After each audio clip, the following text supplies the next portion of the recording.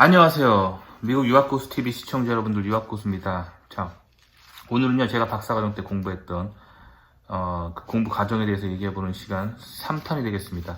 지난 시간에 랭킹에 대해서 제가 좀 얘기해 드렸죠. 근데, 랭킹에 대해서 좀 얘기하시니까, 댓글로 질문 다시는 분들이 좀 있더라고요. 근데, 역시 한국 사람에게 있어서 랭킹, 학벌, 이런 굉장히 중요하죠. 그래서, 여러분들 이렇게 말 나온 김에 미국 사람들이 생각하는 학벌과 랭킹에 대해서 그들은 어떻게 생각하는지에 대해서 제가 한번 간접적으로, 뭐 제가 미국 사람이 아니기 때문에, 저도 유학생으로서 미국에 살고 있기 때문에 뭐 미국인들의 마음을 대변한다고 할 수는 없지만 제가 관찰한 결과 그거에 대해서 좀 제 개인적인 견해를 좀 얘기를 해드릴게요. 자, 일단 랭킹은 정말 한국 사람들은 정말 집착을 합니다. 왜냐면 한국은 항상 우리 어렸을 때부터 항상 그렇게 교육을 받잖아요. 좋은 학교 가야 성공하고. 그래서 마치 좋은 학벌 이끌 사회적인 성공으로 한국 사람들 마음에 깊이 그 자리 잡아 있어요. 그래서 또 공부 좀 하는 사람들끼리는 항상 이렇게 만나면은 학교 물어보고 서로 서열을 매기죠. 그게 한국은 그런 서열주의가 아주 깊이 뿌리 박혀 있습니다. 근데 미국은 한국에서 오신 분들이 정말 놀랄 만큼 학벌이나 랭킹에 그렇게 집착을 하지 않아요. 그게 저는 처음에 그 모습이 굉장히 놀라웠거든요. 그거에 대해서 제가 경험한 거 좀 얘기를 해드릴게요. 일단, 제 영상 보시는 분들 알겠지만, 저는 미국에서, 50위권 정도 하는 곳에서 석사학위를 마쳤고요. 그 다음에, 박사는 미국에서 10위권 정도 하는 곳에서 박사학위를 마쳤잖아요. 그래서, 좀, 어떻게 보면 다른 랭킹을 가진 두 학교에서 제가 공부를 했었는데, 제가 50위권 학교 다녔을 때 얘기를 해드릴게요. 저희 랩에, 같은 랩에, 친구가 있었어요. 친구가 있었는데, 미국 친구죠. 미국인 친구인데, 제가 다녔던 50위권 학교 근처에, 조금만 가면은 명문대들이 있었어요. 더 좋은 명문대들이. 그래서, 뭐, 미국에서 뭐 5등 정도 안에 드는, 그런 되게 좋은 공대 프로그램을 가진 그런 학교가 차로 한 3시간 정도 가면 있었고, 차로 한 2시간 정도만 가면 10위권에, 드는 학교들이 뭐 한 두세 군데 정도 있는, 그런 지역이었어요. 그러니까 상당히, 학교가, 뭐랄까, 그 주변에 좋은 학교들 많고, 뭐 그런 지역이었는데, 그 친구는 50위권의 학교를 그냥 다니는 거예요. 근데 그 친구가 뭐 옆에서 봤을 때 공부도 되게 잘하고 학점도 좋고 충분히 맘만 먹으면 주변에 뭐 10위권의 학교도 충분히 갈 수가 있고, 그리고 조금 더 맘만 먹으면 뭐 차로 한 3시간 정도만 가면은 뭐 미국에서 한 5등 정도 하는 공학 프로그램을 가진 굉장히 좋은 그런 대학교가 있었어요. 근데 50위권에서 그 친구는 석사를 하는 거예요. 그래서 저는 항상 물어봤죠. 너는 이 학교 어떻게 오게 됐냐? 뭐 그랬더니 집이 학교 앞인 거예요. 그러니까 50위권에서 석사를 하던 그 친구는 집이 그 앞인 거예요. 그래서 그냥 자기가 원래 살던 그 동네에서 고등학교를 나왔고, 거기 친구들 다 거기 살고, 그리고 뭐 가족들 다 거기 살고, 그렇기 때문에 뭐 예를 들면 차로 한 2시간 이상 떨어진 곳에 있는 명문대를 가려면 자기가 집을 이사를 가야 되기 때문에, 이사를 가면은 또 아무래도 그쪽에서 공부하면은 뭐 주말에 가끔 와서 친구 만나고 가족 만날 수 있겠지만 그게 잘 안 되기 때문에 그냥 자기가 살던 그 동네에 계속 살고 싶어서 그냥 그 앞에 있는 학교, 제일 가까운 학교가 그 50위권 그 학교였기 때문에 거길 다녔다는 거예요. 근데 거의 이런 식이에요. 미국 애를 보면은 자기가 살던 동네를 잘 안 떠나요. 그러니까 예를 들면 제가 한국에서 학부를 나왔는데, 학부 때 제 친구 중에 저는 이제 인서울에 있는 학교에서 학부를 나왔는데, 제 친구들 중에 뭐 부산에서 온 친구들도 있었고 광주에서 온 친구들도 있었어요. 그러니까 뭐 부산이나 광주는 서울 입장에서 보면 굉장히 멀잖아요. 뭐 제주도에서 온 친구도 있었어요. 그러니까 인서울에 있는 뭐 괜찮은 학교에 붙으면 지방에 있는 친구들이 올라와요. 그리고 한국은 그만큼 좋은 학교에서 공부한다는 거를 영광으로 생각하고 좋게 생각하기 때문에 그렇게 오는 거잖아요.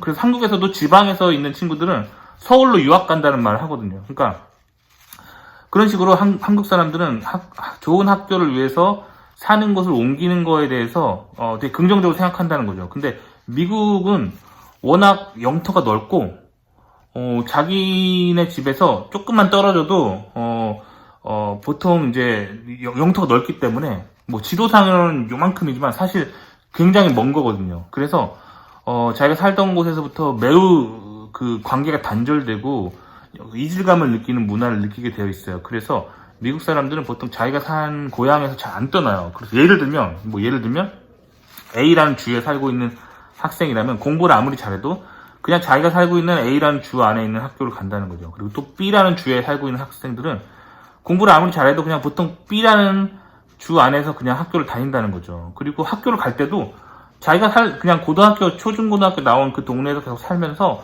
거기서 제일 가까운 그냥 대학교를 간다는 거예요. 막 한국 사람들처럼 명문대 가려고 저 멀리 있는 곳으로 상경하거나 그렇지는 잘 않는다는 거예요. 그래서 그만큼 미국 사람들이 학벌에 크게 집착하지 않는 거예요. 그 이유가 뭐냐면, 근본 이유가 뭐냐면, 명문대를 나왔다고 해서 딱히 큰 베네핏이 없어요. 미국 사람들이 취업하거나 그럴 때, 자기의 연구 피스로 취업을 하는 거지, 학교 간판에 덕을 보는 경우가 별로 없어요.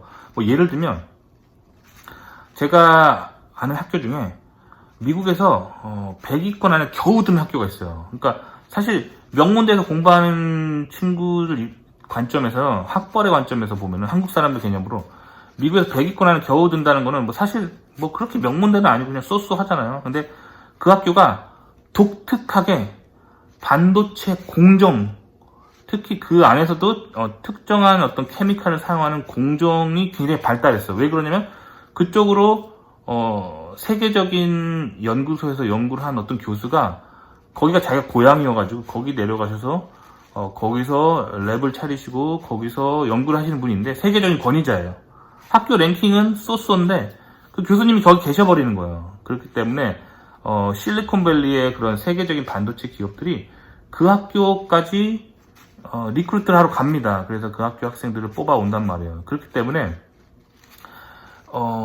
사실 100위권 안에 겨우 드는 학교지만 실리콘밸리의 그런 반도체 기업으로부터 러브콜을 받는 학교들이 있어요. 그러니까 이런 식으로 미국은 핏이 중요한 거예요. 그래서 랭킹에 크게 연연하지 않는다는 거예요. 학생들도 본인이 공부할 때 뭐 어느 학교 가는 친구들 보면은 자기가 공부하고 싶어 하는 그 분야가 그 학교에 있기 때문에 가거나, 아니면 자기가 고등학교 때부터 그 지역에 살았기 때문에 멀리 가고 싶지 않기 때문에 거기 사는 거예요. 근데 한국 사람들은 어떤 학교가 랭킹이 되게 좋고 명문이라서 멀리까지 학교를 가는 경우가 있죠. 그러니까 이 한국 사람들이 생각하는 랭킹 개념과 미국 사람들이 생각하는 그런 명문의 대학교를 선정하는 기준이 좀 다른 거예요. 그러니까 미국 사람들은 특히 이제 또 한국 사람들처럼 막 몇 등 그런 개념보다는 미국 사람들도 명문대 하면 that's famous school, 유명한 학교야, 이런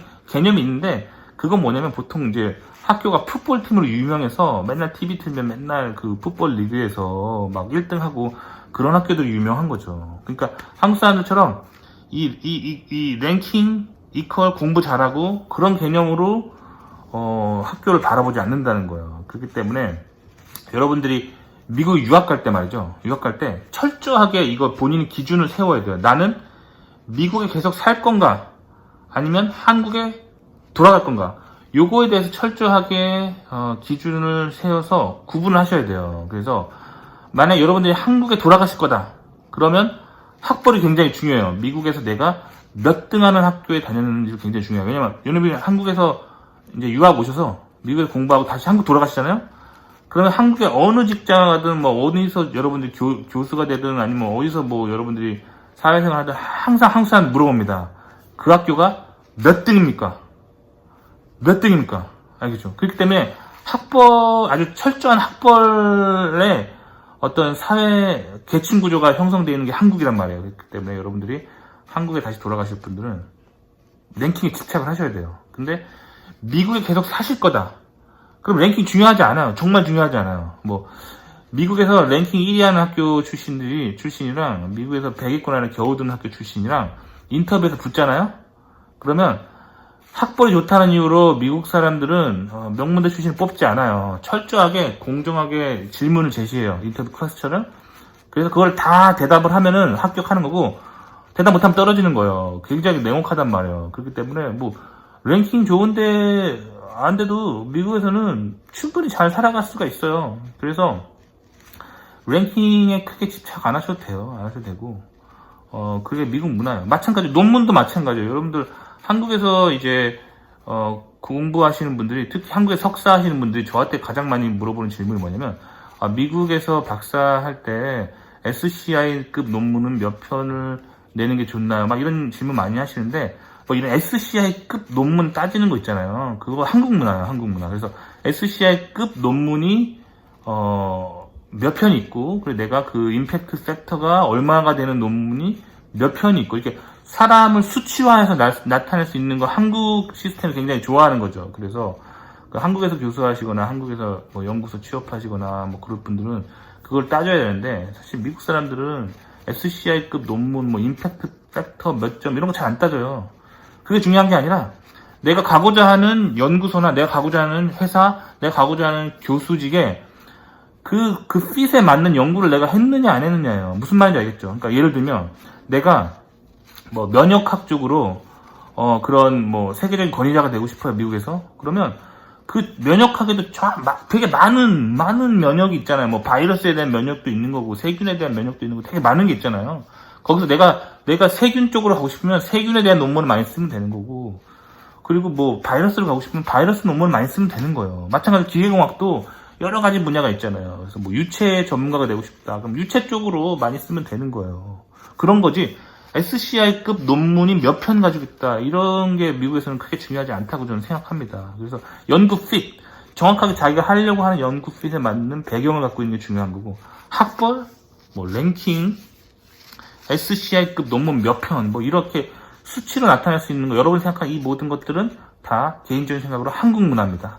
이게 뭐랄까, 사람을 점수로 딱딱딱 나눠가지고 1등부터 100등까지 쫙 줄 세우기 편한 어떤 그런 어떤 스탠다드, 그렇게 스탠다드화 하는 거는 한국 문화라는 거죠. 그렇기 때문에 여러분들이 이제 요거를 잘 구분하시면 좋아요. 그래서 실제로 제가 예를 하나 들어보면, 제가 이제 박사 마치고 미국에서 대기업이 잘 안 돼서 한국에 잠깐 들어간 적이 있어요. 그때 한국 대기업에 다녔었는데, 그때 한국 인사과나 면접할 때 그 과정이 진짜 웃겼어요. 그러니까 면접관들이, 이제 뭐 인사과에서 오신 분들이 내가 뭘 연구했는지는 모르는데 내 학교 이름을 딱 듣고, 그거를 그 미국 학교 랭킹 테이블 있잖아요. 거기서 딱 찾아가지고 이 사람이 몇 등인가, 이 학교가 10위권인가, 20위권인가, 30위권인가, 40위권인가, 50위권인가, 이거를 철저하게 테이블로 나눠가지고 그거에 따라서 점수와 점수를 매긴 다음에 연봉을 결정하고, 거의 그런 식이에요.